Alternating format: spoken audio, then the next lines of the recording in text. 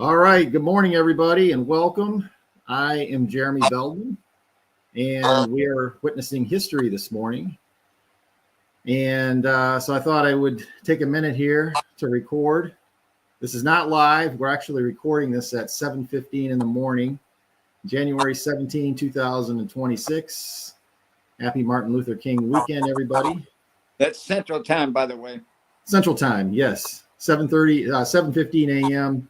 Central Time, January 17, 2026. And we are witnessing the rollout of Artemis II, the space launch system that will take astronauts back to the moon eventually. And once again, I'm joined by my good friend, my buddy, Bill Weppner, who actually worked for NASA during the Apollo era. Good morning, Bill. Good morning. How you doing this morning? We're doing just fine. The adrenaline's pumping again. I'm going back to my youth of several years ago when this was live for me and the Apollo program, and they're going through essentially the same process, the same procedures for Artemis as they did for Apollo. Yeah. Well, you've been through this before. I've never witnessed this live in my lifetime. I'm 51. I'll be 52 in a month or so. And astronauts left the moon 14 months before I even set foot on the planet. So I'm somewhat envious because this is kind of a return to your past, but I've never actually witnessed an event like this. So, but to just kind of recap here, Artemis II is the second leg of the Artemis program that's eventually going to return astronauts to the moon. Artemis 1, we covered this a few years ago, which was basically an unmanned test of the Orion space capsule around the moon. Bill, I'll let you comment in just a second. Artemis 2 is actually going to be a crewed mission that will circle the moon and then return to Earth. And then eventually Artemis 3, for a plan for a few years from now, I think 2028 at the earliest, will return astronauts to the lunar surface. So for the first time since 1972, we will have astronauts back on the lunar surface when Artemis 3 launches. But Bill, can you tell us a little bit about kind of the plan for Artemis 2? Yes, it's going to be essentially a 10-plus day mission because if you can visualize a huge, and when I say huge, spatially huge figure eight. So we'll launch the estimated earliest date that we could launch and have the launch window would open would be on the 5th of next month, 5th of February, 5th or 6th, I believe. And then we have a window of a couple of months through which during that time we can launch. So if we're successfully launched, we'll go into Earth orbit, low Earth orbit for a couple of revolutions, and then do what's called a translunar injection burn with the upper stage to send us on what we call a free return path to the moon. And so it'll be a huge figure eight up and around the moon, and we'll be captured. The Orion spacecraft will be captured by the lunar gravity to send it into a large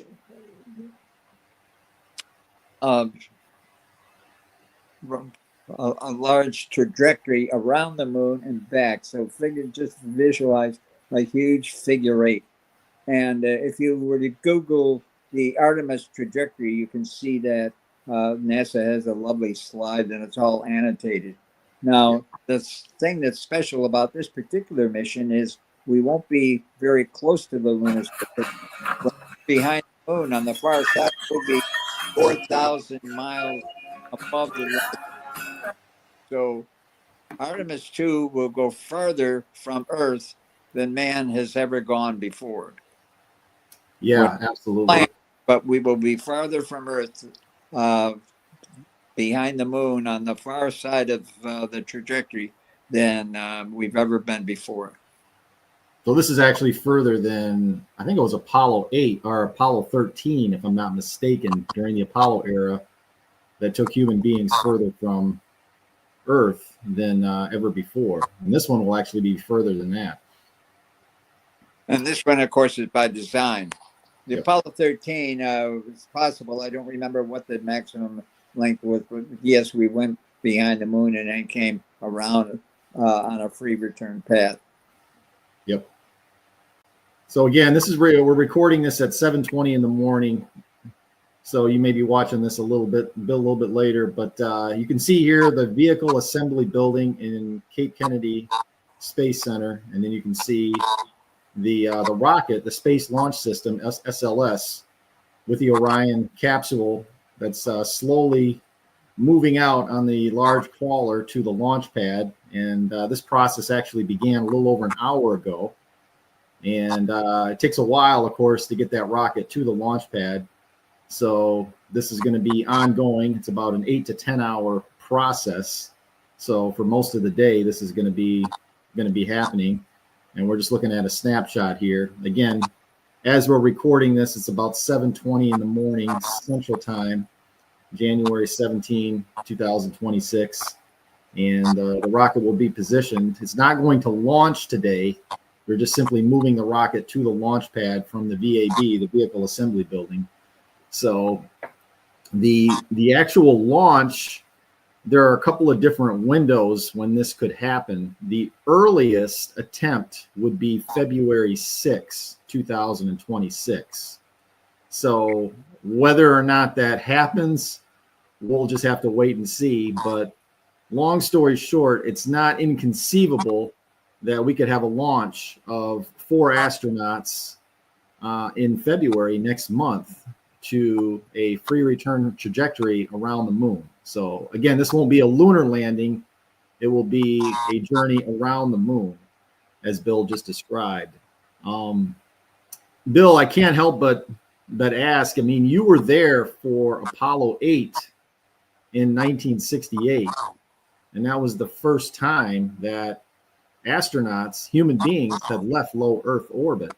And of course, you talk about that mission a lot. Can you recall maybe a memory or two from that mission and maybe how it compares to this one?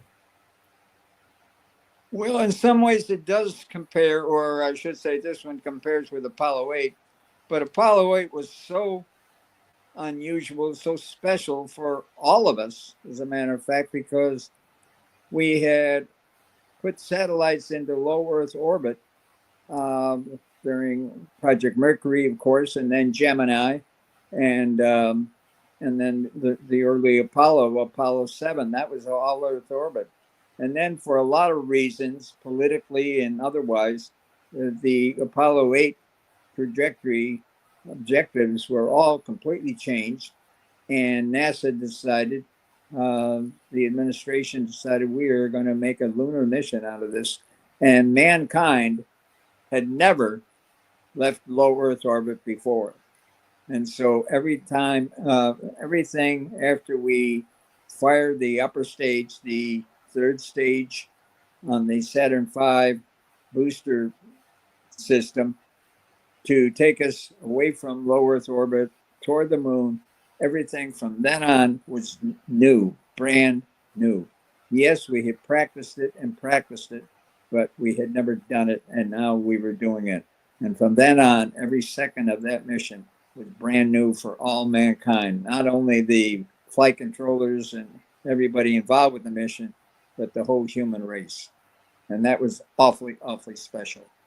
Yeah, I mean, I think of the moment when I think it was Michael Collins who was Capcom, and initially it was in low Earth orbit, and then he actually gave the command to Lovell, Borman, and Anders for TLI, translunar injection. And he did it so matter-of-factly, but just that moment in history where it's like, okay, guys, you're good for TLI. You're going to the moon. And he kidded a lot about that afterwards. He says, that's all I had to say is you're go for TLI. Uh-huh. Yeah, you know, looking back in hindsight, in retrospect, you know, why couldn't I have made it more dramatic? The moon is yours. Go claim it. To the launch pad, you were looking at a live view of the Vehicle Assembly Building at NASA Kennedy Space Center in Florida, where for the first time in over 50 years, a rocket capable of carrying a crew around the moon has begun to roll out. On your screen there, an incredible live view of the Space Launch System on top of the mobile launcher, where we have watched over the last about hour or so. They have retracted that crew access arm back into the retracted position alongside the tower in preparation to continue the rollout. Rollout's going to take anywhere from 8 to 12 hours, so we're going to be here for a little while. So grab some snacks, put us up on your TV while you continue your work day. But we're glad to have you here. But it is a beautiful day down in Florida as we now officially begin our countdown to launch coverage of Artemis II. We are L-minus 20 days, 13 hours, 14 minutes, 50 seconds and counting till humanity begins its journey back to the moon for the first time in decades. This will be the first launch. English sentences, it's hard when you don't sleep. Welcome, everyone.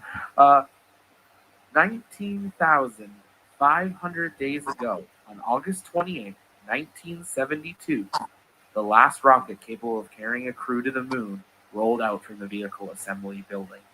And here we are now counting down just 20 and a half days to this rocket hopefully taking off from historic Launch Complex 39B, carrying a crew back around the moon, paving the way for Artemis III in the next few years when we will land back on the moon for the first time since 1972.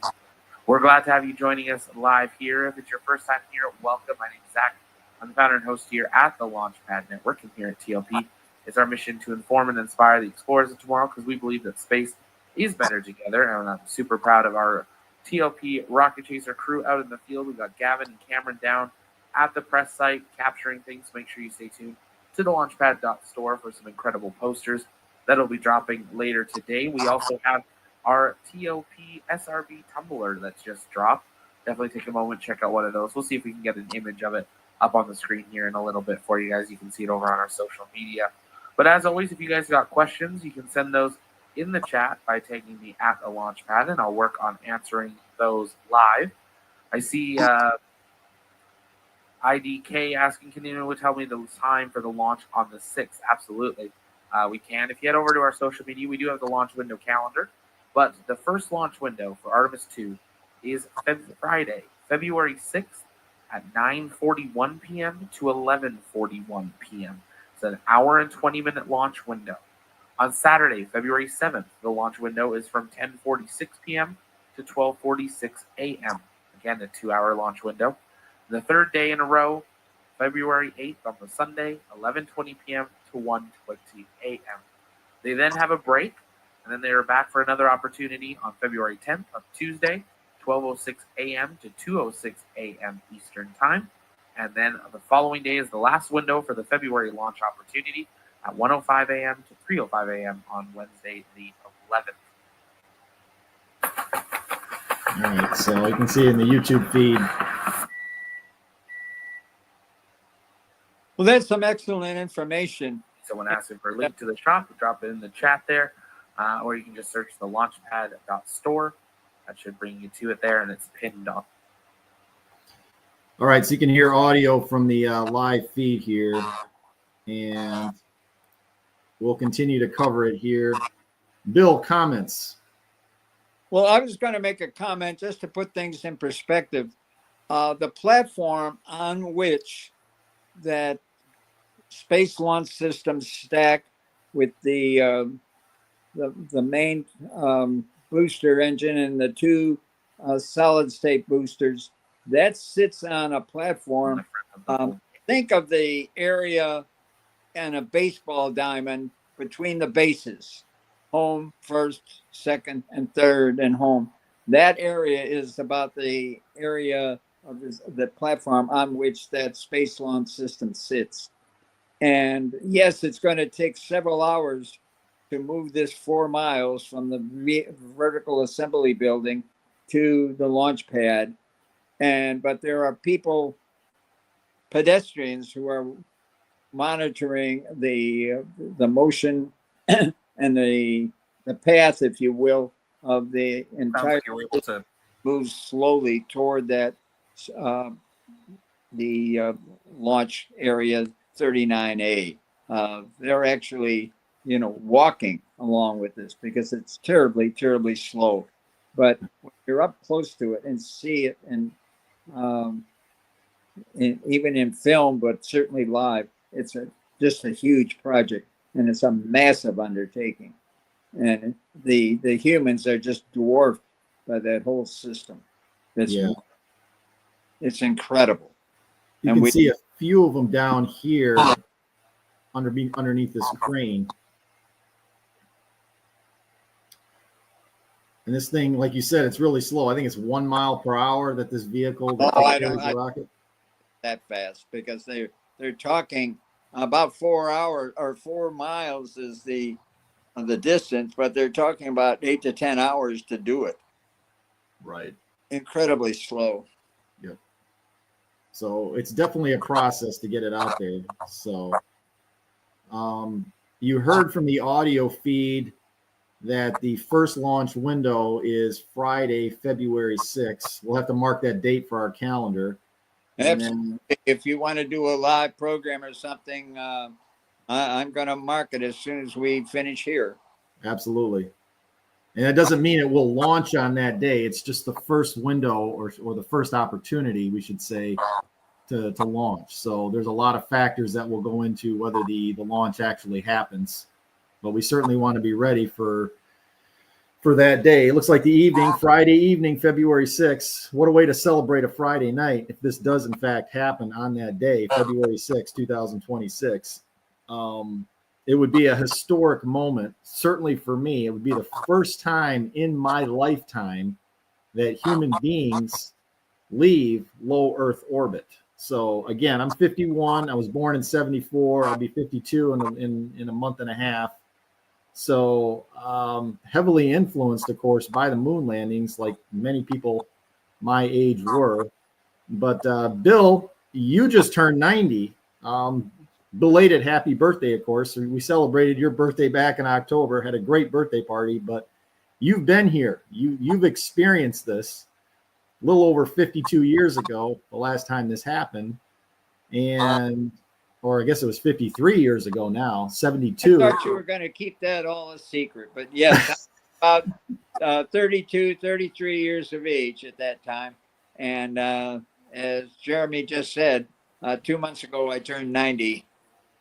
And I'd be ready to get on an airplane and go down and get on a console and help out again.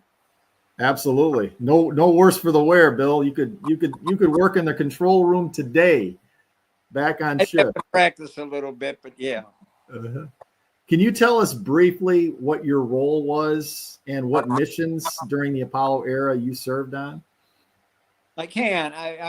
My first mission that I worked on was Apollo 7, which was actually the first manned Apollo mission. And my last one was Apollo 13. Speaking, I was actually a member of the Air Force at the time, and there were about 200 of us officers assigned to NASA in all facets of manned space flight. I happened to be assigned to the Flight Control Division, and my specific responsibility was the propulsion systems on the Apollo spacecraft, and also the service module, the command module, which in the Artemis program is called Orion, and the service module, which provided all the electricity and the propulsion systems for orbit insertion around the moon. So my responsibility was the propellant system, make sure that they operated perfectly, really. There were, of course, no leaks. Chamber pressures and all were by design. And so that was what my responsibility was. And there were about 3 or 4 people with me, all responsible for the propulsion system. That's the way NASA manned their missions back then. We had backups. Right. Yeah, the front room, I think it was the Mocher, the mission operations and control room, and then you had the back room, the staff support room, SSR. I believe that's the terminology. That's correct. And all the recording equipment, of course, we recorded it a lot differently back then. We had full-scale, huge chart recorders that just wouldn't fit in the mission operations control room, or as Jeremy abbreviated them. So we had them across the hall. But we were literally across the hall, and we had to get something from the main control room, from the backup room. It would take maybe to hand carry them across the hall and into the main control room. Yep. Little. We're all connected by loop audibly. So all of our activities more conversation than. Yep. Hey, Bill, we're having a few audio issues here. Just want to make sure I can still hear you. You're on your phone, correct? I am on my phone. Can you hear me? Yeah. You were cutting in and out here every other word. We got most of what you said, though. So, again. If there's anything I'm looking at, I've still got 72% on my phone. I don't know why. I might have had my thumb over the speakers or something. I don't know. Yeah. I gotta make sure. Yeah. Make but sure if you can hear me better now, that's okay. Yeah, I can hear you much better now. So again, we're recording this for people who are watching this stream. We're recording this at 7:37 a.m. Central Time, Saturday, January 17, 2026, and we'll be broadcasting this later. I'm Jeremy Veldman. I'm joined by my buddy Bill Weppner, former NASA flight controller, Apollo 7 through Apollo 13, 1968 to 1970. We are witnessing live the rollout of the Artemis II space launch system, the rocket that's going to take 4 astronauts on a free return trajectory to the moon, possibly as early as next month, February 6th. So this is a historic moment. This is the first time in 53 years that human beings will leave low Earth orbit. It's never happened in my lifetime. Bill, of course, he's experienced it during his time working at NASA during the Apollo era. And there are several people possibly watching this who also were alive, whether as kids or teenagers or young adults when astronauts landed on the moon from 1969 to 1972, Apollo 11 to Apollo 17. So kind of put this into context. July 20, 1969, Neil Armstrong, Buzz Aldrin set foot on the moon, Apollo 11. That's, of course, the one that gets the most coverage. And then Apollo 17 left the moon in December, forget the exact date, 17/18, 1972. Gene Cernan and Harrison Jack Schmitt, they were the last human beings to set foot on the moon. So not since December of 1972 have human beings been to the moon or left low Earth orbit. So just the fact that this mission here is going to be sending human beings further than low Earth orbit is in and of itself a historic moment. And I just want to get, of course, Bill's reaction to this. You haven't seen this in 53 years. So what are your thoughts in general about this program and kind of the impact that it could have on those of us watching this that have never seen this? Well, it's massive. And as you were just talking there, I was thinking from the moment the doors on the vehicle assembly building opened this morning and the system made its first appearance, we're starting to witness history. This is history. Apollo did not have any solid state boosters for launch. This has 2 of those solid boosters. So the liftoff from the pad is going to be much more powerful and forceful because of those 2 boosters. And then the even Apollo, or rather Artemis #2, is going farther from Earth than any other manned mission had ever. And as I said earlier, it's going to about 4,000 miles beyond the moon. before it's cyclical the previous trajectory. Now, some homework for people. Watch your calendars, check the news to see what the launch date realistically looks like for Artemis 2, because I'm willing to bet that Jeremy would want to do something live on the 6th of February or whenever we launch Artemis 2. So we might do something in conjunction with the actual launch on that day. Perhaps not, but it might be recorded, but we'll definitely do something. The other thing now, when we look forward to what comes after this, the first lunar landing by a crew will be Artemis 3.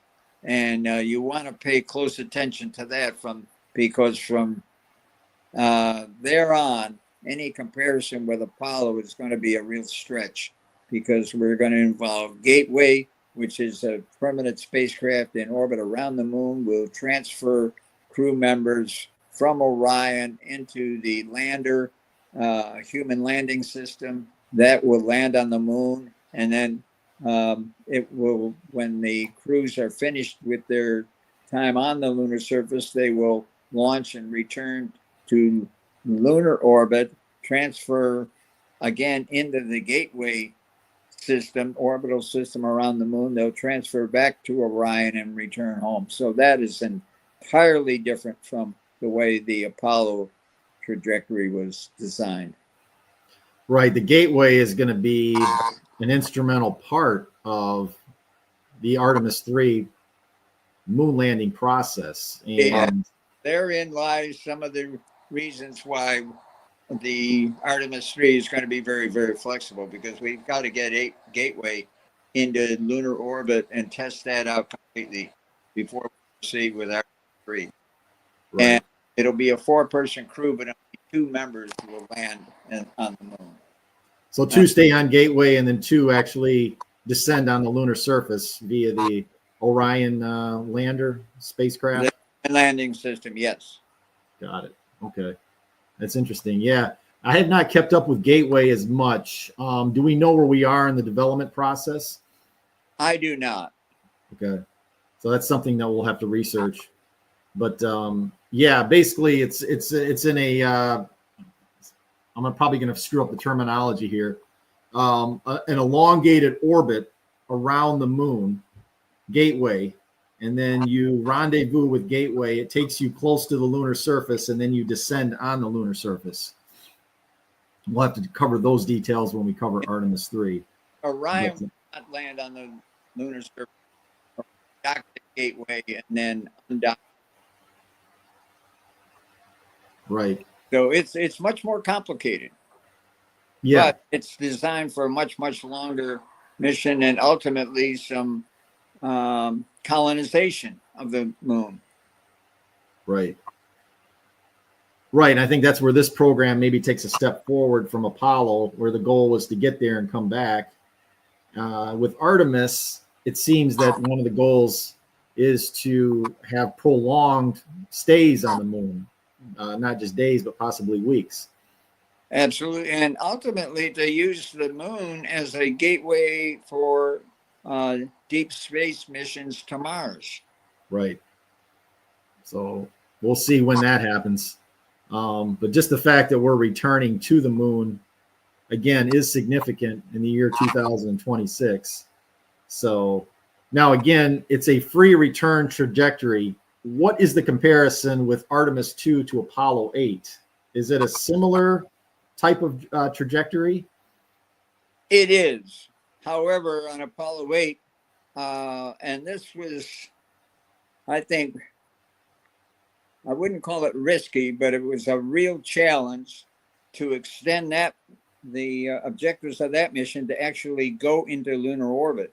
So when we get within a particular distance from the moon and are captured by the lunar gravity, then if we can slow down the spacecraft, and we were able to do that by firing the engine on the service module, on the Apollo service module, we fired an engine to slow the spacecraft down. So the spacecraft was captured by the lunar surface, and we went into lunar orbit. And then to get out of lunar orbit, we fired that same engine again, but pointing it in the opposite direction to gain velocity and leave lunar orbit. So when we think of everything we did going into lunar orbit, even this was totally new. We had practiced it, but how? With computer simulations, and that was it. Mankind, no human had ever done any of that before. Yeah, We it's did, just incredible leap. but we did go into orbit and compare Apollo 8 with Artemis 2, where Artemis 2, if we slow down, we would eventually go into lunar orbit, but that's not the plan. So the plan is basically a slingshot around the moon. Yes, and a large figure 8 trajectory. Right. Go to the moon, say hello, turn around, come back, get within 4,000 miles of the lunar surface. But overall, it's going to be about a 10-day mission, about 4 days out, 4 days back, and then the additional 2 into that large part of the figure 8 to on that free return path. Yep. So they're going to be in space for a time, 10 days approximately. 10 days, yeah. Can you talk briefly about the impact on the human body when you're in space for that length of time and the condition that these astronauts need to be in and maybe some of their activities when they're on their way to the moon? Well, of course, the Orion spacecraft is going to be larger because our crews are larger. We've gone from 3 to 4. And I think there's going to be some minor methods for them to exercise and remain somewhat flexible physiologically. But goodness, we just returned a crew from the International Space Station yesterday or the day before. Now, yes, we had to do a return for medical reasons, but those crew members had been in low Earth orbit for several months. So we've got a lot of data from the International Space Station on the effects of zero gravity on the human body. And these individuals apparently can take it all right. Yeah, they have to come around and get reactivated and reacclimated to Earth's gravity, but they do that successfully. So that would not present a challenge for the Artemis crew. You're right. 8-9 days. Not too bad. So, and yeah, this is another, I guess, another bullet point for homework, comparing the Orion space capsule to the Apollo command and service module in terms of size and space and the living quarters. General, it's about 30% larger than the Apollo spacecraft. Okay. A little more space for mobility in the Orion space capsule. So I'm going to show a couple more live shots here and see if we get audio back on some of these just to see where we are. Get through the blemish issue, right, and then proceed into that countdown test.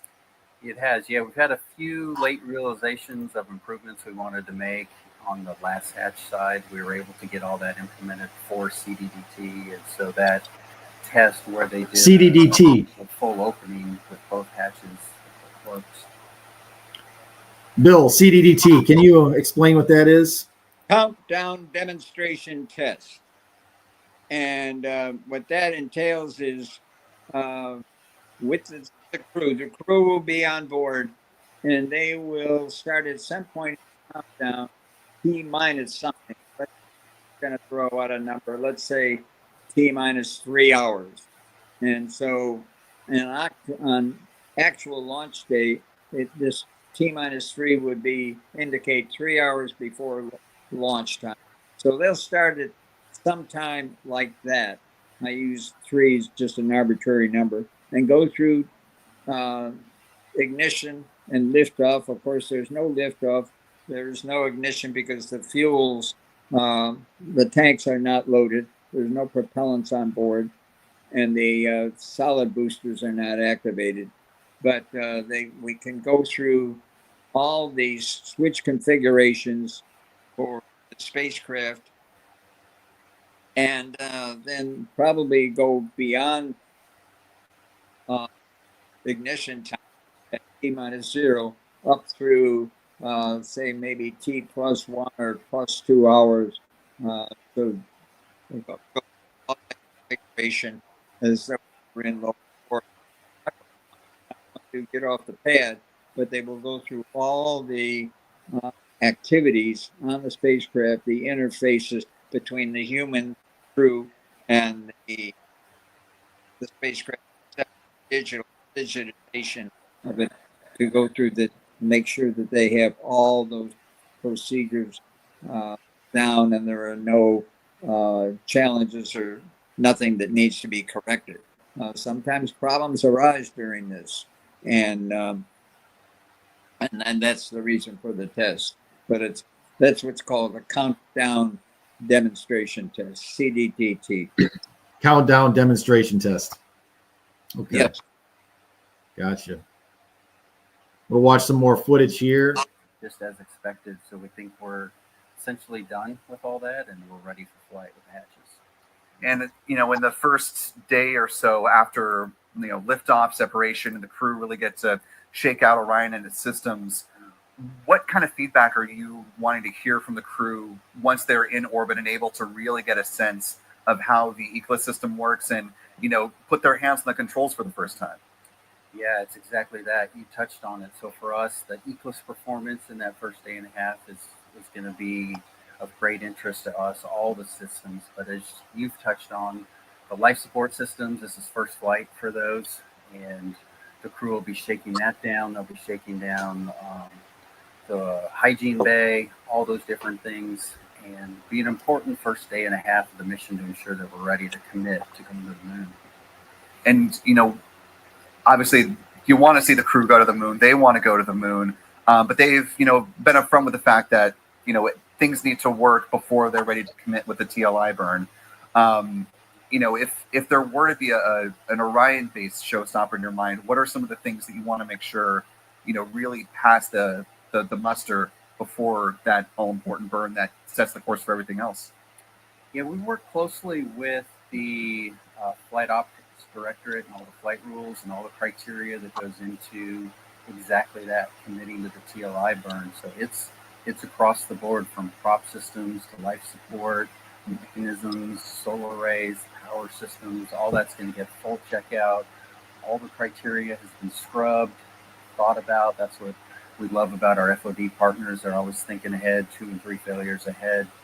And the teams are training for that. That's why the simulations are so important. As you know, exercising that criteria, really challenging, finding gray areas in that. So as much as possible, that's been thought ahead. All the systems will get a full scrub. And the teams are going to be very busy, as we mentioned, that first day and a half, making sure everything looks good. If there are anomalies, then that'll go through the right review boards, and the teams will make the right decision whether we're okay, ready to commit to that TLI burn. And from an Orion perspective, once the rocket is down and configured at the pad here, what are the main things that need to be checked off the list in your mind, before the crew is ready for a walk down, before you get into the wet dress? From the Orion standpoint, we don't have a lot of tests that we need to see results at the pad, so we'll go through a full power up, and for us will be a normal checkout, but there's no other tests where we're looking for specific results other than systems performing well and as expected. We'll take a few consumable samples. We're going to check the water system one more time, make sure everything looks good there. But overall, our checks on the Orion system are done. We're ready to go. We're just going to keep confirming that everything still looks good at the pad. And of course, one of the storylines about Orion from Artemis I that has received a lot of attention and a lot of validation, to be fair, from the crew and from other mission managers, has been the heat shield.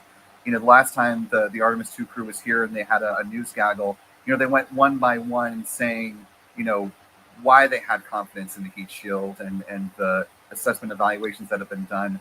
In your mind, when you look back at the saga of you know, the Orion from Artemis 1 coming in and the evaluations that were done after that, what's kind of your takeaway from that whole process?